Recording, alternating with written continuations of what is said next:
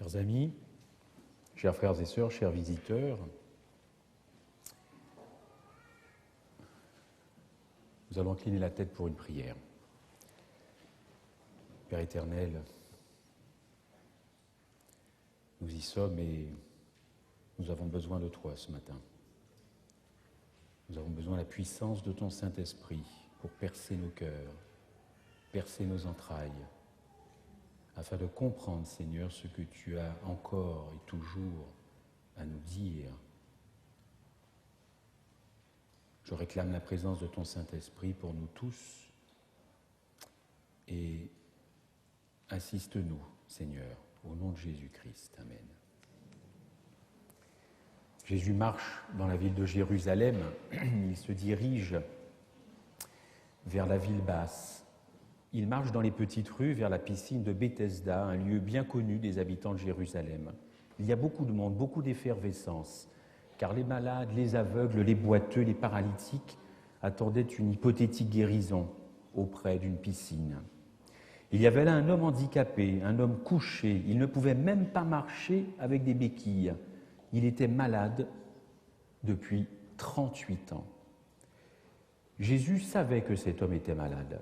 Et à cause de ses péchés, il avait probablement fait des choses néfastes dans sa vie, et cela avait eu des conséquences dans sa chair. 38 ans, couché en attendant d'être guéri et ne recevant jamais la guérison. Jésus tourne alors ses regards et lui pose cette question: veux-tu être guéri? Étrange question. Ce paralytique est justement là pour être guéri. Jésus n'a pas toujours posé cette question à tous ceux qu'il a guéris. Mais quand celui qui peut guérir demande « veux-tu être guéri ?», on est surpris. Malades que nous sommes, voulons-nous la guérison? La Bible fait état de personnes qui n'ont pas toujours voulu être guéries, comme dans un texte, une histoire que vous connaissez bien. C'est dans Luc 8, verset 9. Ce n'est pas la peine de prendre ce texte, je vais vous le résumer. Luc 8, verset 9. De l'autre côté du lac de la Galilée, au pays de Gadara, un démoniaque accueille Jésus et lui dit « Qu'y a-t-il entre moi et toi, Jésus ? Je t'en supplie, ne me tourmente pas. » Autrement dit, le démoniaque dit à Jésus « S'il te plaît, ne me dérange pas. » Voyez-vous, le démon lui-même veut être laissé en paix. Satan ne veut pas qu'on vienne le déranger. « Laisse-moi tranquille, dit-il à Jésus. Mais Jésus va faire la différence entre cet homme et les démons qui le possèdent. Et il va guérir cet homme. Autour de cet homme, vous avez des gens qui sont des témoins de cette guérison extraordinaire. Personne ne pouvait guérir ce possédé excepté Jésus. Mais eux, ces témoins, veulent que Jésus s'en aille. Jésus est là aussi pour eux, pour les guérir de leurs problèmes. Mais ça ne les intéresse pas. Ce qui les inquiète, vous le savez, vous connaissez cette histoire, c'est tout simplement parce qu'ils perdent de l'argent. C'est ça qui les inquiète. Perdre de l'argent, il n'y a que ça qui compte. Ils disent même au verset 26, « Rentre chez toi, va-t'en de peur. » Au fond, je paraphrase, que tu fasses des changements chez nous. Ces témoins ne voulaient pas être guéris, alors Jésus s'en est allé. Est-il possible, chers frères et sœurs, chers amis, que nous ne voulions pas être guéris de nos péchés, être guéris de nos pensées malsaines, être guéris de nos maladies? Est-il possible que nous ne voulions pas être remis dans le bon sens, comme il est écrit au verset 35, comme ce possédé après la guérison, car ce possédé a été remis dans le bon sens. Autre exemple biblique, celui de 1 Samuel 15. C'est un texte qui traite beaucoup des désobéissances de Saül. Saül avait reçu des instructions très précises sur ce qu'il devait faire. Il n'a pas suivi ces instructions. Il nous est même dit au verset 22, 1 Samuel 15, la désobéissance coupable, la résistance, c'est de l'idolâtrie. Est-ce que nous sommes prêts à dire aujourd'hui qu'un jeune homme ou qu'une jeune femme, qu'un adulte qui résiste à l'appel de Dieu est un idolâtre? Nous en connaissons tous dans notre entourage des personnes qui résistent à l'appel de Dieu. La Bible nous autorise à leur dire ou à penser, c'est plus pédagogique, que ce sont des idolâtres. Est-ce que l'on associerait la résistance au spiritisme? Et pourtant, c'est ce que Samuel dit de la part de Dieu. Résister à Christ est considéré comme du spiritisme. Au verset 24, « J'ai péché, j'ai transgressé ». Saül le reconnaît. Au verset 30, même constat, « J'ai péché ». Mais la vie de Saül ne montre aucun changement, aucune transformation. Plus loin, dans 1 Samuel 24, David épargne la vie de Saül. Il est présent dans la caverne. Il coupe un morceau de son manteau. David pouvait tuer Saül. 1 Samuel 24, toujours au verset 18, Saül pleura. « Je t'ai fait du mal ». Il s'en rend compte, mais rien ne change dans sa vie. Il reste le même. Toujours dans 1 Samuel 26, Saül se repent encore. Et vous connaissez cette histoire, il dort avec ses soldats et David de nuit s'introduit, pouvait tuer Saül. Mais finalement, il épargne sa vie en disant « on va juste prendre sa lance ». Vous connaissez cette histoire. Et une cruche d'eau. Et le lendemain matin, il présente ces deux objets et il dit à Saül « Est-ce à toi, Saül ?»« Bien sûr que c'est à moi. » Ah, au verset 21, « J'ai péché, j'ai agi comme un insensé. Reviens, David, j'ai fait une grande faute. » Il se repent, mais la suite de sa vie ne montre aucun changement, ni dans son comportement, ni dans sa façon de penser. Pas de guérison. Son cœur, en fait, s'est endurci. Saül se repent plusieurs fois il désire que ça change, mais pas de changement. À la fin de sa vie, il implorera une réponse de Dieu et Dieu refusera de lui parler. Chers frères et sœurs, chers amis, est-il possible de ne pas vouloir guérir de tout ce qui fait obstacle à ma relation avec Dieu? Est-il possible de ne pas vouloir guérir de mes tares, de mes problèmes? Dans Jean 5, verset 39, là aussi vous connaissez ce texte, vous pouvez le prendre, Jean 5, verset 39, Jésus dit « Vous sondez les Écritures ». Prenons ce texte, Jean 5, verset 39. Jean 5, verset 39, « Vous sondez les Écritures parce que vous pensez avoir en elles la vie éternelle. Ce sont elles qui rendent témoignage de moi. » Et au verset 40, « Et vous ne voulez pas venir à moi pour avoir la vie. » Au fond, quand on décrypte ce texte, Jésus ici exprime sa très grande frustration. « Je suis là, dit-il, pour vous guérir, et vous ne voulez pas de moi. Je suis la vie, je suis même la vie éternelle. Elle est là, et vous ne voulez pas venir à moi. Le Sauveur est là, et ils ne veulent pas de lui, de peur qu'il les guérisse, de peur que Jésus change quelque chose dans leur vie. Veux-tu être guéri ? Au fond, chers amis, c'est une excellente question. Et ce n'est pas parce qu'elle vient de Jésus-Christ que c'est une excellente question. C'est tout simplement parce que la réponse positive, en fin de compte, n'est pas si évidente que ça. On veut bien guérir, on sent qu'il y a des choses dans nos vies, dans la mienne, qui ne vont pas. Mais au fond, est-ce que nous avons envie de guérir de cela ? Mes habitudes, ma personnalité, mon caractère, tout cela fait partie de moi-même. On est comme ça. C'est ça l'expression, hein ? Il est comme ça. On est attaché à notre caractère autant qu'à notre identité. Mais si je change, mes amis, je ne serai plus le même et ça peut me gêner.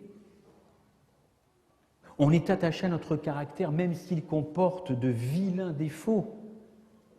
Parce qu'avec le caractère que j'ai, eh bien on fait attention à moi, on fait attention à ne pas me contrarier, on fait attention à ne pas me vexer.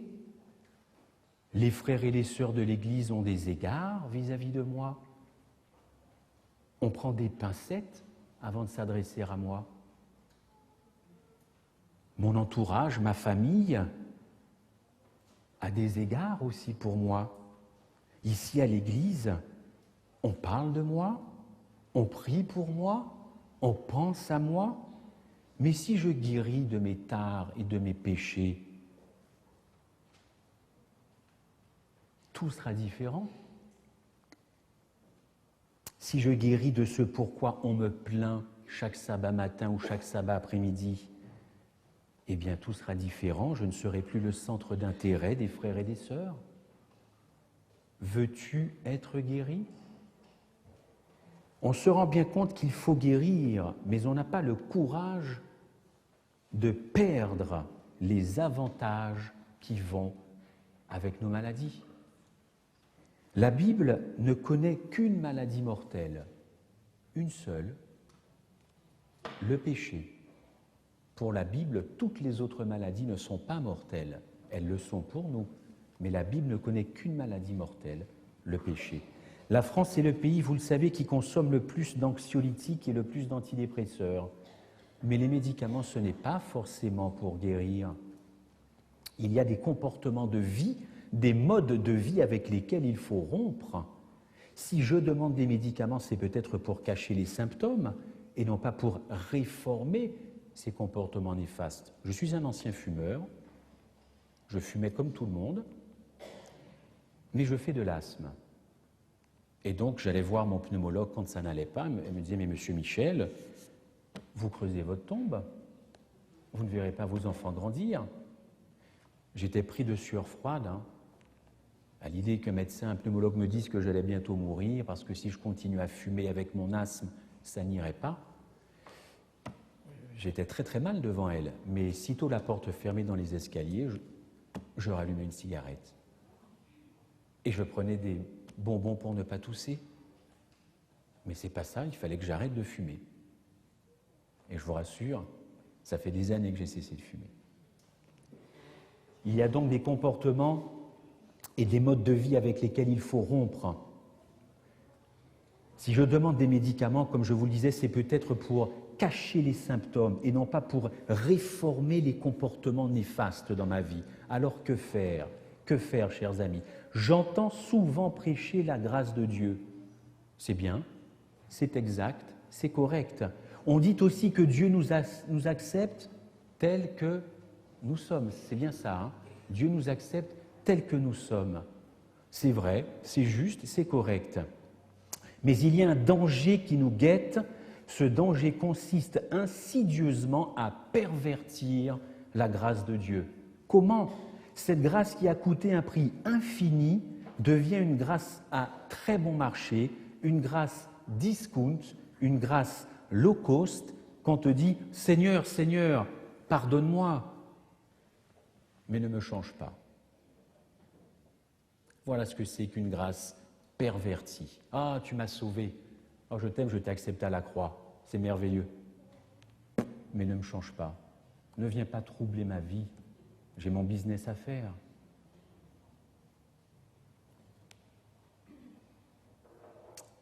Ai-je besoin de changer puisque Dieu me prend tel que je suis ? Au fond, c'est une bonne question. Puisqu'il me prend tel que je suis, pourquoi j'ai besoin de changer ? Cette hésitation à vouloir guérir de mes maladies, de mes péchés, de mes maux, c'est parce qu'au fond, je n'ai pas envie d'être perçu par les autres autrement que par l'image que j'ai construite, cette image que j'ai créée de moi et que je renvoie aux autres depuis des années. Et j'ai peur qu'en guérissant de mon fichu caractère, je perde beaucoup. Rappelez-vous, si je perds tout ça, je perds tous les avantages Parce que quand je viens le sabbat matin, alors ta semaine a été bonne? Oh, tu sais, les soucis, les problèmes, oh, je te plains, hein? Oh, je te plains, on va prier pour toi, je te plains. Oh là là là là, puis ça va d'après, alors ça a été mieux? Oh, pas vraiment. Eh bien, on va reprier pour toi, on a fait une petite cellule, on va prier. Mais quand on fait ça, on attire les regards vers soi, je me trompe ou pas? C'est pas vers le Christ que l'on doit attirer nos regards. Je ne suis pas en train de vous dire, ni de me moquer des problèmes des uns et des autres. La vie est suffisamment difficile comme ça. Mais seulement, si j'arrête de me plaindre, eh bien, je ne deviens plus le centre d'intérêt des uns et des autres. Ce centre d'intérêt a été déplacé, et il vaudrait mieux qu'il aille sur Christ.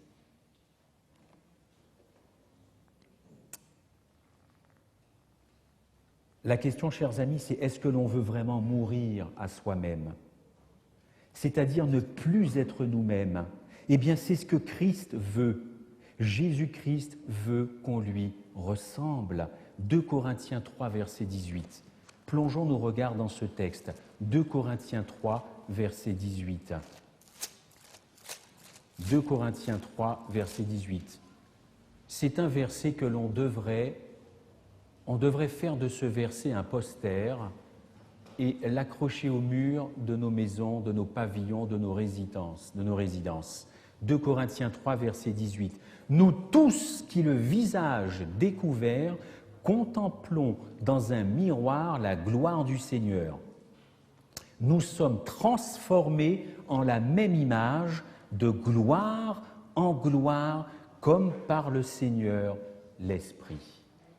Là, ça change tout. Je suis transformé de gloire en gloire à l'image de Jésus-Christ. Alors, quelle est la vraie grâce de Dieu?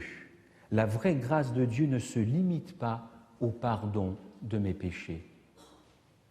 Faute d'avoir remporté des victoires, car le christianisme est un combat, et faute de croire que Dieu peut nous guérir totalement, alors on a rabaissé la grâce de Dieu. Finalement, on rabaisse les attentes que Dieu a légitimement sur nous. On rabaisse, on la tire vers le bas, sa grâce de Dieu, parce que ça nous arrange. Finalement, on s'installe dans une médiocrité chrétienne. Et ce n'est pas étonnant, chers frères et sœurs, chers amis, que beaucoup de croyants, beaucoup d'adventistes du 7e jour souffrent. Ne pas vouloir être guéri, c'est croire que si Dieu me guérit, je serai plus malheureux après la guérison qu'avant la guérison. Ne pas y croire, ne pas croire qu'il peut me guérir, c'est croire que je ne serai pas si épanoui que ça après la guérison. Mais oui, c'est ça, quand on veut bien réfléchir. Jean 5, verset 14, qu'est-ce que Jésus dit à ce paralytique? La même chose qu'à la prostituée. Va et ne pêche plus. Combien de prédications? Va et ne pêche plus. On dit ça tellement facilement qu'on ne fait même plus. On ne prête même plus attention à ne pêche plus. Jésus dit à ce paralytique comme à la prostituée, tu es guéri. C'est le texte qui le dit, c'est pas moi. Mais cela veut dire aussi, ne te contente pas du pardon. Ne te contente pas de ce que je te donne. Ne pense pas que tu as reçu une grâce pour vivre comme avant. Ne te satisfais pas de la situation ancienne. C'est ça, la grâce de Dieu, ne pas se contenter d'avant, de ce que j'étais avant, de ce que je faisais avant. La grâce, ce n'est pas une pommade pour les bobos. La grâce, dans 2 Corinthiens 3, 18, encore une fois, c'est Paul qui le dit, quand je contemple le Christ, je suis complètement transformé. Où en est la croissance chrétienne après 20, 30 ou 40 ans de vie d'Église? Elle en est où cette croissance spirituelle? Où sont les victoires en Christ sur nos mauvais penchants, sur nos mauvaises pensées, sur nos mauvais comportements? Sont-ce les médicaments qui vont régler ça? Est-ce que c'est le fait de rendre ma dîme le sabbat matin qui va régler ça, ou d'aller au temple le samedi matin? J'ai beaucoup de peine quand je vois des personnes qui souffrent dans leur relation avec Jésus-Christ, parce que ces personnes légitimement pensent qu'il faudrait que ça aille mieux, et elles ont raison. On ne peut pas souffrir comme ça des années, des années, des années. Seulement, parallèlement, ces mêmes personnes ne croient plus au fond d'eux-mêmes à la véritable puissance de l'Évangile.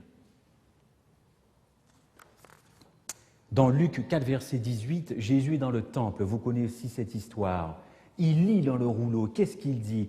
Il m'a envoyé pour guérir, pour libérer les captifs, pour renvoyer libres.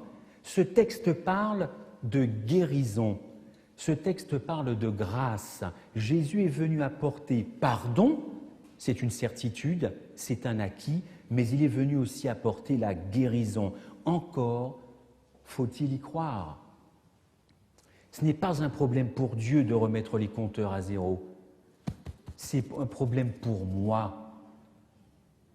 C'est un problème pour moi d'accepter que Dieu remette les compteurs à zéro. C'est toute la puissance de la grâce qui peut me transformer en profondeur. Et en matière de religion, cette transformation totale porte un seul nom, la conversion. Écoutons ce que dit Ellen White dans Jésus-Christ à la page 51. Si vous croyez à la promesse que vos péchés sont pardonnés et que vous êtes purifiés, Dieu transforme votre foi en réalité. Vous êtes guéris, tout aussi certainement que le paralytique auquel Jésus a donné la force de marcher après 38 ans, dès qu'il est cru à sa guérison. La chose est dès que vous croyez. N'attendez pas de sentir que vous êtes guéri, mais dites « je le crois ». La chose existe, non parce que je le sens, on n'est plus dans le ressenti, mais parce que Dieu l'a dit. Et là, ça devient une conviction. Finalement, veux-tu être guéri? C'est une excellente question. Il faut être semblable à Jésus-Christ plutôt que semblable à soi-même. Et je le dis aussi pour moi. Nous nous regardons, chers amis, chers frères et sœurs, trop souvent le nombril. Et nous ne regardons pas assez les mains percées de Jésus-Christ. Vous savez pourquoi tant de chrétiens ont du mal à mettre en pratique la gestion chrétienne de la vie et les principes adventistes du 7e jour? Principe de vie, je vous rappelle très rapidement, basé sur la modestie dans les vêtements pour les hommes comme pour les femmes. Principe d'une réforme alimentaire saine, une santé correcte, à ne pas manger n'importe quoi et à ne pas boire n'importe quoi. Principe de loisir en harmonie avec l'Évangile. Eh bien, ces personnes n'y arrivent pas parce qu'elles ne sont pas mortes elles-mêmes. Il y a encore beaucoup trop de résistance à la puissance de Jésus-Christ dans ma vie et dans vos vies. Aujourd'hui, s'il y a tant de souffrance chez les croyants et les adventistes du 7e jour et dans les églises, c'est parce que le Christ n'est plus irrésistible. Nous en avons fini avec ce Christ irrésistible. Il n'est plus forcément notre premier amour. On ne le recherche plus comme une pierre précieuse. On n'a plus envie de passer du temps avec Jésus-Christ et on finit, voilà le résultat, par être des chrétiens standards, des chrétiens passe-partout, sans couleur, des chrétiens au rabais, comme notre christianisme. Le petit chrétien qui ne dérange personne, qu'on met dans un moule et à qui on demande de ne pas faire de bruit.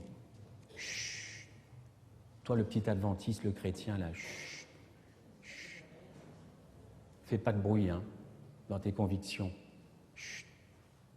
Sont cela les hommes et les femmes que Dieu réclame à la fin des temps, dans ces temps de la fin? Non. Dieu réclame des témoins fidèles à l'Écriture, zélés et qui osent proclamer des vérités bibliques essentielles qu'il faut vivre. Éducation, page 67. J'ai toujours ça en tête. Je vais vous le faire partager ce matin.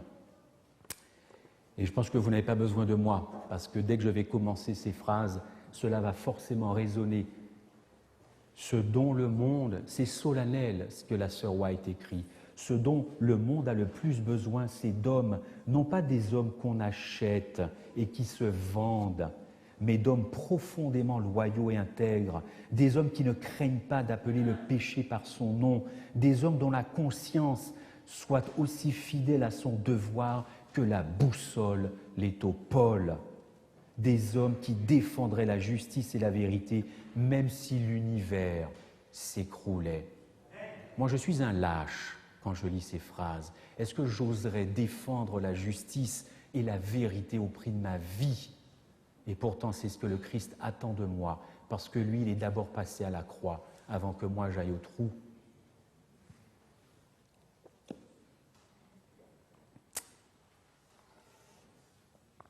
Seul Jésus, chers frères et sœurs, doit faire impression dans ma vie. Personne d'autre ne doit faire impression dans ma vie. Ne soyons pas impressionnés par telle ou telle situation sociale. Ne soyons pas impressionnés par telle ou telle responsabilité dans l'Église. Tout cela, quand nous franchissons le seuil de cette Église, ça ne vaut rien. Ça ne vaut strictement rien. Les titres, les curriculum vitae, ça ne vaut rien au pied de Golgotha.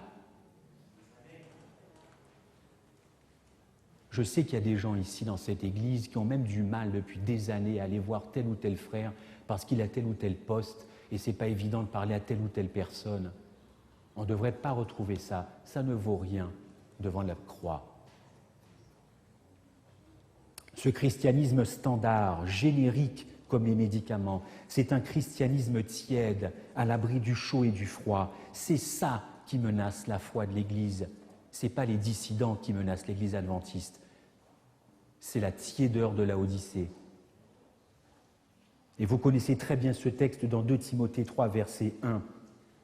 Nous allons le prendre. 2 Timothée 3, verset 1. « Sache que dans les derniers jours, il y aura des temps difficiles, car les hommes seront égoïstes, amis de l'argent, fanfarons, hautains, blasphémateurs. » Vous avez toute la liste, vous connaissez ce texte. Mais voilà, à partir du verset 6, c'est ça qui me gêne, hein, c'est parce que je suis chrétien comme vous. Hein. Au verset 5, aïe, aïe, aïe, aïe, aïe, aïe, ayant l'apparence de la piété. Ah oui, alors là, ça casse le mythe, hein, parce que c'est moi là qui suis là-dedans. Hein. Ce texte s'adresse aux croyants, pas aux païens, ayant l'apparence de la piété, mais qui renie ce qui en fait la force. Je suis au verset 5. Vous comme moi, nous sommes écrits au verset 5.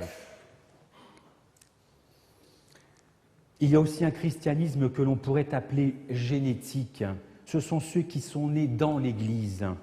Ils sont nés dans une famille chrétienne, ils sont nés dans un pays chrétien, ils sont peut-être même nés dans une ville chrétienne. Mais si je suis né dans l'Église, est-ce que ça fait de moi un chrétien? Si j'étais né dans un garage, est-ce que ça ferait de moi un garagiste? Et si j'étais né dans un avion, est-ce que ça ferait de moi un pilote de ligne? De quoi peut se nourrir une foi calquée sur la foi des autres? Une foi générique et une foi génétique, ce n'est pas une foi biblique. Voulons-nous guérir de ce christianisme générique et génétique? Est-ce que nous désirons revenir à notre premier amour, Jésus-Christ, chers frères et sœurs, celui qui était irrésistible au début quand vous et moi, nous l'avons rencontré? C'était beau, hein, quand on l'a rencontré la première fois. Et vous savez ce qui est le plus paradoxal, c'est que quand quelqu'un passe par les eaux du baptême, après avoir été enseigné, ça dégage, c'est bouillant. Hein. Et qu'est-ce qu'on entend dans les bancs? Oh, il va se calmer. Vrai ou faux?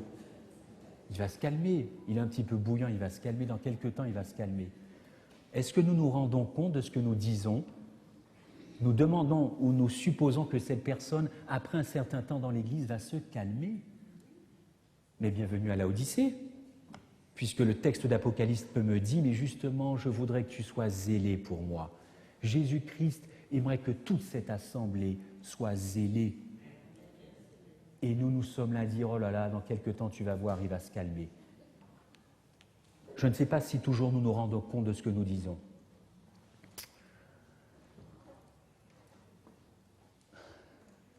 Il y a un autre christianisme qui est un véritable poison pour ma foi. C'est un christianisme syncrétique. Ça consiste à combiner différents systèmes de croyances. On prend ici par là des théories, des dogmes. Allez, on fait un mix, on fait le mix et c'est bon. Voilà. Et on minimise au passage ou on écarte certaines vérités bibliques essentielles, certaines croyances adventistes essentielles, et notamment celle du sanctuaire céleste, celle de la purification du lieu très saint. Évidemment, les adventistes, ils n'ont pas évolué. Ils en sont encore à penser qu'il y a un endroit au ciel que l'Éternel est en train de purifier. Ah, ces adventistes.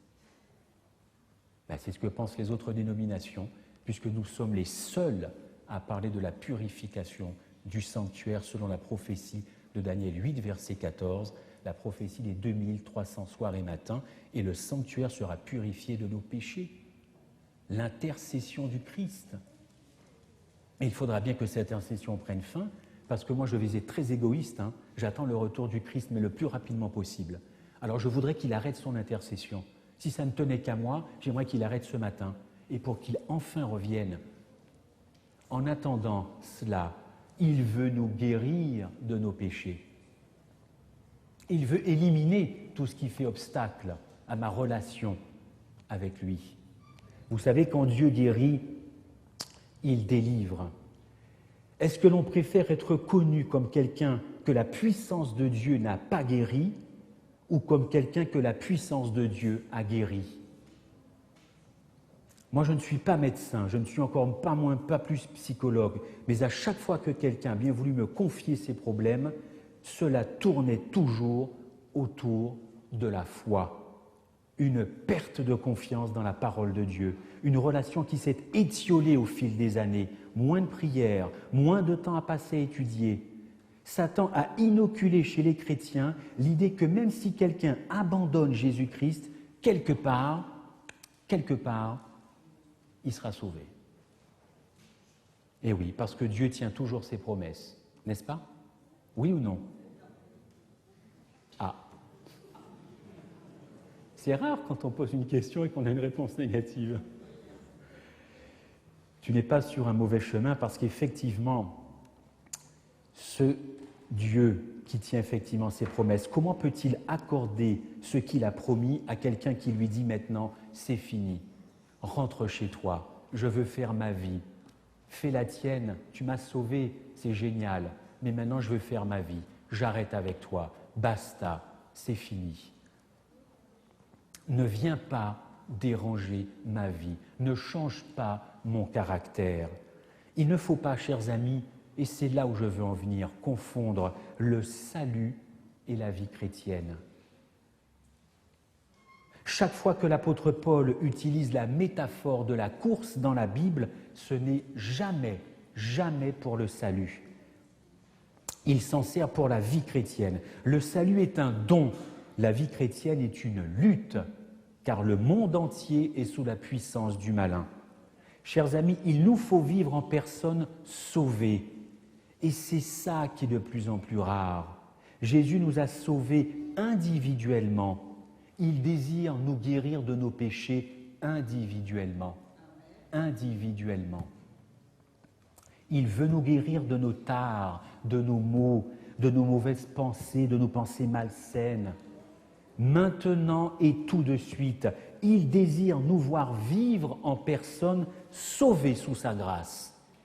Parce que c'est sa grâce qui me fait croître spirituellement. Ce que le monde a besoin, c'est de voir des chrétiens que Dieu a totalement transformés. Je battais ma femme, je ne la bats plus. Je me droguais, je ne me drogue plus. Je volais, je ne vole plus. J'étais envieux, je ne suis plus envieux. Je buvais, je ne bois plus.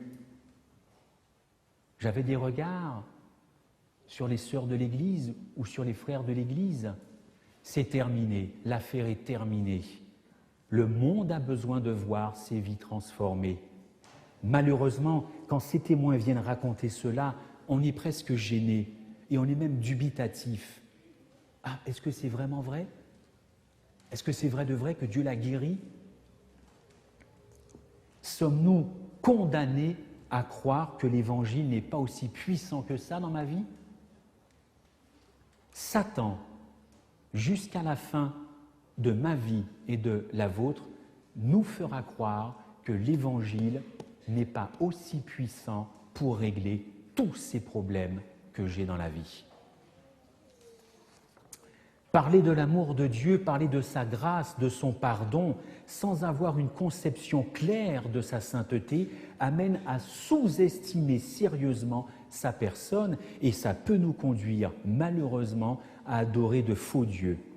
Je suis convaincu qu'il existe une influence très puissante, la télévision pour ne pas la citer, pour nous faire perdre notre foi. Il n'est pas nécessaire de faire de longues études en sociologie pour dire que la télévision, regardée d'ailleurs par la majorité des chrétiens, est incompatible avec ce que nous appelons le Saint-Esprit en nous et dans nos vies. Plusieurs professant le nom de Christ pourraient être plus exactement être décrits comme des spectateurs, comme des voyeuristes ou comme des sadiques. Je m'explique.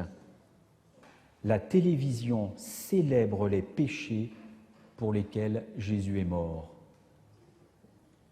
La télévision, le cinéma, célèbre les péchés pour lesquels Jésus est mort. Dans un sens pratique, nous perdons notre temps à discuter des divertissements du chrétien tant que nous participons activement à l'impact de la télévision, à l'impact du cinéma. D'autant plus qu'elle est la clé maîtresse entre les mains de Satan pour saboter la vie spirituelle du chrétien. Ce n'est pas moi qui le dis, on fait des études très souvent, combien de temps passent les gens devant la télévision. C'est vrai, ça varie entre 1 heure, 1 heure et demie, 2 heures, 3 heures. Eh bien, si on arrêtait de perdre notre temps et que tout ce temps, on le passait à étudier la parole et l'esprit de prophétie, là, je pense que spirituellement, ça irait beaucoup mieux. Je pense. Je me trompe? Qu'est-ce qui vaut mieux, passer 1 heure et demie au cinéma ou 1 heure et demie à étudier la parole de Dieu? Vous connaissez Richard O'Feel, un pasteur américain adventiste, voilà ce qu'il a écrit. Il y a quelques années, mon travail m'avait emmené loin de la maison. À la fin de la journée de travail, je rentrais à mon hôtel. Le voyage peut amener de la solitude. Là, après le souper, je m'asseyais et je tournais le bouton de la télévision pour avoir une compagnie, plus pour avoir une compagnie que pour autre chose. Je regardais la chaîne locale. Un soir, à la fin du programme, je m'agenouillais au pied du lit et je priais. La première partie de ma prière concernait les choses habituelles, mais ensuite je m'arrêtais, ne pouvant plus continuer. Je demandais à Jésus de me rendre semblable à lui, écoutez bien ça, et en fait, cela n'avait pas de sens. Vous savez pourquoi? Comment pouvais-je demander à Jésus de me donner un cœur nouveau quand j'avais passé les derniers moments de la journée à regarder des gens mentir, tuer, voler et se livrer à des actes sexuels illicites? Vous voyez le tableau? Je regarde un film qui exalte les péchés pour lesquels Jésus-Christ est mort, et en bon adventiste, après, je m'agenouille et je remercie le Seigneur de m'avoir fait passer une bonne journée. C'est beau, hein? C'est beau, mais l'Église ne voit pas ça, hein? Par contre, dans l'endroit où je prie, Dieu voit ça. Alors, je ne suis pas en train de vous donner des leçons de morale. Moi, j'ai littéralement aboli la télévision parce que j'étais véritablement un téléphage. J'ai grandi avec la télé. En Guadeloupe, à l'époque, il n'y avait pas beaucoup de programmes. Pour ceux qui s'en rappellent, il y avait le western le dimanche à 17h. Est-ce que ça vous dit quelque chose? Et quand tout mon frère et moi, il y en avait un qui était en retard, quand on arrivait, le premier disait « Qui c'est qui mène ?» Ben oui, forcément. Qui c'est qui mène? Et j'ai grandi comme ça. Et la télé me prenait beaucoup de temps. Mais les amis, quand vous regardez un film au cinéma où un homme trompe sa femme, où il y a de la tuerie, de la violence, ça exalte qui? Est-ce que ça exalte Jésus-Christ que je viens le sabbat matin prêcher, prier, ou ça exalte Satan, notre ennemi? Alors voilà ce que dit Richard Ophil.